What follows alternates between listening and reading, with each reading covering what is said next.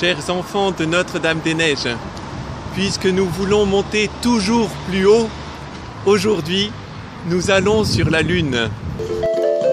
Le 12 septembre 1962, dans le Texas, à Houston, John Fitzgerald Kennedy, président des États-Unis, fait un discours historique. Nous choisissons d'aller sur la Lune.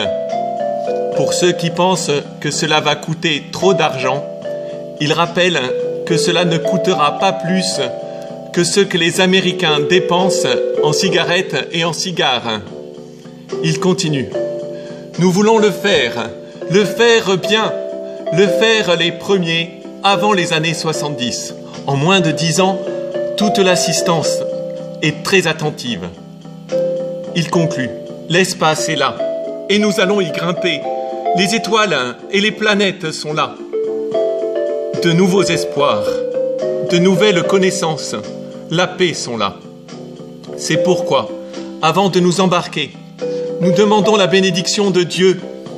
Dans cette aventure, la plus hasardeuse, dangereuse et grande aventure vers laquelle l'homme a jamais voyagé. C'est vraiment un voyage vers l'inconnu. Le temps manque pour faire une fusée, pour mettre au point une fusée gigantesque qui pourrait faire l'aller-retour sur la Lune comme dans Tintin. On ne connaît pas les techniques pour organiser des rencontres d'engins dans l'espace. Les systèmes de propulsion ne sont pas encore mis au point. On ne sait même pas comment le corps humain résiste à un séjour prolongé dans l'espace. Pour les responsables de l'agence spatiale qui doit réaliser ce projet, le temps est court, très court. Le travail immense. La Lune a encore beaucoup de secrets. Aucun homme n'a encore vu sa face cachée et personne ne peut dire si le sol lunaire est suffisamment stable pour y atterrir. Il faut prendre les grands moyens. Le programme Mercury n'a permis que d'envoyer un homme dans l'espace. Il est urgent de lancer le programme Gemini pour étudier les techniques de manœuvre dans l'espace, mais aussi pour découvrir comment faire sortir un astronaute dans l'espace. Ces missions de reconnaissance sont très dangereuses. Par exemple, la mission de Gemini 8 consiste à accrocher 2 vaisseaux spatiaux qui tournent autour de la Terre. Soudain, un des vaisseaux se met à tourner comme une toupie. Les observateurs à Terre sont pris de panique. Ils annoncent « mouvement de rotation incontrôlable ». Mais l'astronaute, commandant de la mission, garde son sang-froid. Il arrive à stabiliser l'engin. Il est exceptionnel. Comment s'appelle-t-il? Neil Armstrong. Il est très sympathique, très apprécié. C'est l'ami de tous, même de Buzz Aldrin, que certains n'apprécient pas. Mais Neil Armstrong, lui, n'a pas de difficulté avec ce spécialiste des rendez-vous d'engins spatiaux en orbite. Tous deux sont sélectionnés pour le programme Apollo, dont le but est désormais marcher sur la Lune. Le projet commence par un drame, un incendie accidentel mortel. Les mesures de sécurité sont très grandes. Il faut des hommes courageux, expérimentés et prudents. On sélectionne des astronautes, des remplaçants, des astronautes de soutien et même des astronautes pour les communications entre la Terre et la Lune. On les surnomme les Capcom. 4 équipes d'ingénieurs sont choisies pour programmer les ordinateurs de la fusée et faire le plan de vol des 4 étapes du voyage. 3 premiers voyages vers la Lune se passent bien. Apollo 10 s'est approché à 15 km de la Lune. Les responsables ne veulent pas prendre plus de risques pour l'instant. L'équipage d'Apollo 11 attend son tour. Il reçoit l'annonce qu'ils seront les premiers à partir pour marcher sur la Lune. Malgré des années de travail, des heures de répétition, d'essais, de simulation, ils ne savent pas exactement ce qui va se passer. Neil Armstrong est choisi comme commandant. Il est prêt, toujours prêt. C'est parti. Le compte à rebours est enclenché à Cap Canaveral. 5, 4, 3, 2, 1, 0.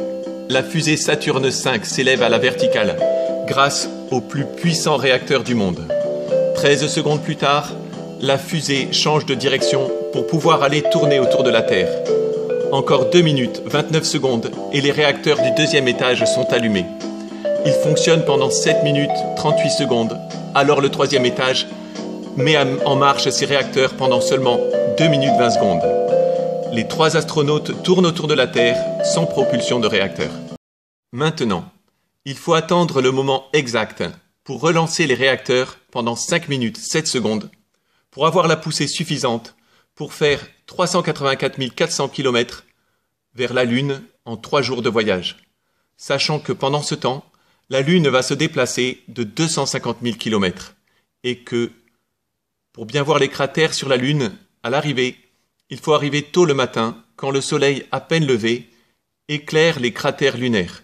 C'est un vrai rendez-vous avec la Lune qu'il ne faut pas rater avec une seule propulsion.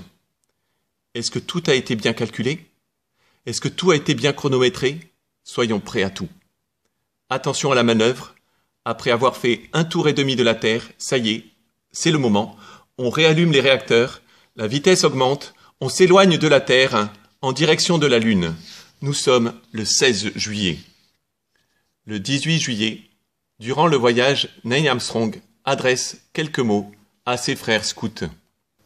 Je voudrais dire bonjour à tous mes camarades de scouts qui ont un jamboree national cette semaine. Apollon 11 souhaite leur adresser les meilleurs vœux.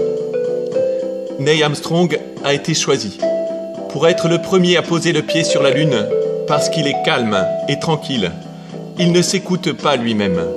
Il écoute ce que lui demandent les chefs de la NASA. Pour le choix de celui qui sortira le premier, Neil Armstrong n'a pas tenu compte de ses désirs personnels. Il a fait cependant une demande. On imagine bien le dialogue. Je voudrais emporter mon insigne scout. La fusée pèse déjà 3000 tonnes. Elle mesurera plus de 110 mètres de haut et plus de 10 mètres de large. Et vous voulez emporter quelque chose de plus? En fait, Neil Armstrong pense au mouvement scout qui l'a beaucoup aidé à grandir dans la vie. Je voudrais le porter sur moi jusque sur la Lune. On ne pourra ramener plus de 20 kilos de roches lunaires. Alors il faudra peut-être le laisser sur place. Ce sera un souvenir de vous. Là encore, Neil Armstrong pense aux autres. Il pense à tous les scouts qui viendront après lui. Il demande avec un bon sourire. Je voudrais l'offrir à mes frères scouts à mon retour. C'est accepté. Mais à ce moment-là, à Houston, au centre de contrôle, est-ce que tout le monde est sûr qu'il y aura un retour sain et sauf? L'approche de la Lune, il laisse Collins tourner autour de la Lune et Aldrin et Armstrong commencent la phase d'atterrissage avec l'Aigle, le module lunaire. Neil Armstrong s'aperçoit que le module a 3 secondes d'avance sur le programme prévu. Sur Terre, les ingénieurs essaient de trouver le problème. Sur le cadran des astronautes, un signal d'alarme s'affiche. 1401. Perturbé, Neil Armstrong ne pense pas à commander la dernière correction automatique de trajectoire. L'atterrissage pourrait devenir impossible. Dans ce cas, il faut couper les réacteurs en catastrophe et lancer les réacteurs de retour. Mais il faut le faire maintenant, car sinon le module continuera de se précipiter vers le sol entre la coupure des réacteurs principaux et l'allumage des propulseurs de retour. Neil Armstrong se rend compte que le module va dépasser à toute vitesse l'endroit prévu pour l'atterrissage. Un deuxième signal d'alarme, 1402. Il se sent prisonnier, comme un soldat désarmé. Désarmé par un ordinateur sans mémoire, enfermé dans une boule de métal, piloté par un robot sans intelligence et sans âme. Il n'a pas peur de la mort, mais il voudrait se battre, au moins une dernière fois. Il dit d'un ton inquiet, « Donnez-nous la signification de l'alarme 1402 ». Il veut réagir, il attend les ordres. Steve cherche la liste des signaux d'alarme sur son bureau.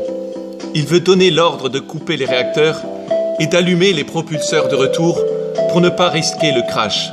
Mais Jacques connaît la liste de mémoire. Il lui dit « On est bon, On est bon! Go! Go! Steve ne vérifie pas. Il lui fait confiance. Il transmet à son directeur de vol, le chef d'équipe du contrôle de mission atterrissage. Jane Krantz valide aussitôt, demande au FACOM de transmettre. Prenez le pilotage manuel. Transmission immédiate. Alors, dans le bureau de guidage de Houston, tout le monde retient son souffle. La peur de la catastrophe est là. Mais Neil Armstrong, lui, il respire. Ça y est, il est libéré. On lui demande de piloter. C'est un homme libre qui va atterrir sur la Lune. Il obéit. On ne lui demande même pas de se battre, mais simplement, on lui demande de faire son métier de pilote d'essai. Comme toujours, il est très à l'aise. N'importe qui d'autre serait mort de peur aux commandes de cet engin qui frôle le sol lunaire en soulevant une poussière aveuglante. Neil Armstrong, lui, a 3 minutes pour atterrir. Il sait faire. Il a un hublot. Il fonce dans cette direction pour avoir la poussière derrière lui. Il peut voir le sol. Il faut un terrain plat, très plat, si on veut repartir. Des crevasses, des rochers. Là, une sorte de plaine couverte de poussière. Cela ira. Ça y est. Les sondes sous le module indiquent le contact avec le sol. L'aigle s'est posé. Il restait 30 secondes de carburant. Le module lunaire se trouve à l'endroit appelé mer de la Tranquillité. Il n'y a pas une goutte d'eau, mais vu de la Terre, on dirait une immensité d'eau. À Houston, tout le monde respire en entendant la voix de Neil Armstrong dire « Ici, base de la Tranquillité, l'aigle s'est posé ». Le programme prévoit quelques heures de sommeil. Mais comme les 2 astronautes n'ont absolument pas envie de dormir, ils sont autorisés à sortir. Cette sortie ne doit durer que 4 heures maximum. Il s'agit de ne pas perdre de temps. Déjà, la combinaison spatiale est plus longue à mettre que pendant les entraînements à cause de tous les appareils supplémentaires dans le module. Les 2 Américains sont sur leur garde à cause de 3 dangers. Ne pas arriver à remonter dans le module après être sorti. Avoir un accident imprévu obligeant à repartir en urgence. Avoir une panne ou un accident empêchant le redécollage pour rejoindre Collins toujours sur orbite. En descendant, Neil Armstrong s'aperçoit qu'il s'est posé si doucement que les trépieds du module ne se sont pas pliés. L'engin est perché à plus d'1 mètre du sol. L'échelle est trop courte. Assuré par un câble tenu par Aldrin, Neil Armstrong, avant de s'éloigner, vérifie qu'il est capable de sauter jusqu'au premier barreau. Il aime ces épreuves depuis qu'il est scout. Combien de fois il a fait déjà cela pendant les sorties et les camps? Il réussit du premier coup. Enfin, il lâche le dernier échelon. Il se retourne, se redresse. C'est plus facile de marcher qu'il l'avait imaginé. Il fait une réflexion. Dépassant toutes les attentes des services de communication de la NASA, on l'entend dire, comme se parlant à lui-même, « C'est un petit pas pour un homme, mais un grand bond pour l'humanité. » Aldrin le rejoint pour planter le drapeau américain. L'entretien en direct avec le président Richard Nixon est un moment historique. Récolte des échantillons de roches lunaires, pose de plusieurs appareils de mesure pour des expériences scientifiques. Il installe en particulier un sismographe qui enregistre les tremblements de terre. Je veux dire les tremblements de lune. Il rentre dans le module. À ce moment-là, Aldrin heurte le bouton des coupes-circuits. Ouf, Heureusement, il ne s'est pas enclenché. Il est juste cassé. Ils essayent de dormir, mais les pompes font beaucoup de bruit. Enfin, avec un stylo, Aldrin actionne le coupe-circuit. Et c'est le retour avec Collins. À Pearl Harbor, la base navale, le capitaine Hank Brandley consulte les relevés météo de la zone de récupération. Oh, une tempête! Vite!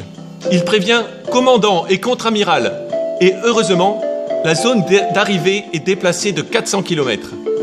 Porte-avions, hélicoptères, canots, flotteurs gonflables, canots, et avec même plongeurs, sont tous là pour les accueillir. Les 3 parachutes se déploient et ils tombent en plein océan. L'écoutille s'ouvre, ils ont le sourire. À l'audience générale du 23 juillet, le pape Paul VI n'approuve pas les critiques à l'encontre de ce voyage extraordinaire. Au contraire, il invite les jeunes à voir le côté positif et l'idéal où conduit la magnifique aventure spatiale. Il ajoute que les chrétiens n'ont pas peur de la recherche scientifique sur les origines de l'univers. Le pape en est même très heureux que des hommes aient marché sur la Lune, parce qu'il est sûr que Dieu nous parle à travers les merveilles de sa création. Pour cela, il faut ouvrir son cœur et le remercier quand nous allons à la messe. Nous allons dire la prière que Paul VI a confiée aux astronautes pour être déposés sur la Lune. C'est le psaume 8. Seigneur notre Dieu, qu'il est grand ton nom par toute la terre. Jusqu'aux cieux ta splendeur est chantée par la bouche des enfants, des tout-petits. À voir ton ciel, ouvrage de tes doigts, la lune et les étoiles que tu fixas, qu'est-ce que l'homme pour que tu penses à lui? Tu l'établis sur les œuvres de tes mains, tu mets toutes choses à ses pieds. Seigneur, qu'il est grand ton nom. Amen. Au nom du Père et du Fils et du Saint-Esprit. Amen.